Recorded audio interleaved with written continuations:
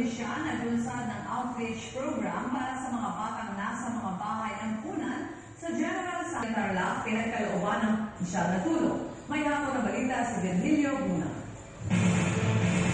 Pinamahagi ng lokal ng pamahalaan ng tulong pinansyal sa mga Tarlaceñong nagkasakit at mga nawalan ng tahanan, bunga na sunog at demolisyon ngayong taon. Halos 200 benepisaryo ang tumanggap ng tigda 2,000 piso bilang suporta sa kanilang pangangailangan. Ang paniwala ko, kung yun yung bagay na pwede tayong makatulong sa kapwa natin pagkakasakit, tutulungan natin. Ayon sa ilan, kulang pa ang 2,000 upang maipatayo ang kanilang bahay. Gusto ko namin humingi ng tulong pagpuli para naman maipatayo ko yung bahay ko. Ako na lang po ang mga naghahanap buhay. Sana naman po kahit na konting tulong o gamit sa bahay, na kahoy o yero, sana magdagan na lang po ang konting tulong na binigay nila sa amin. Subalit para sa karamihan, malaking bagay na ito.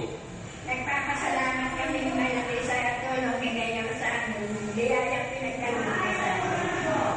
Dahil sa sunod-sunod na kalamidad na nararanasan ng bansa, inaasahang may sapat na pondo ang pamahalaan upang mga kapuspala. Virgilio Buna para sa Hapong Balita ng UNTV News Worldwide.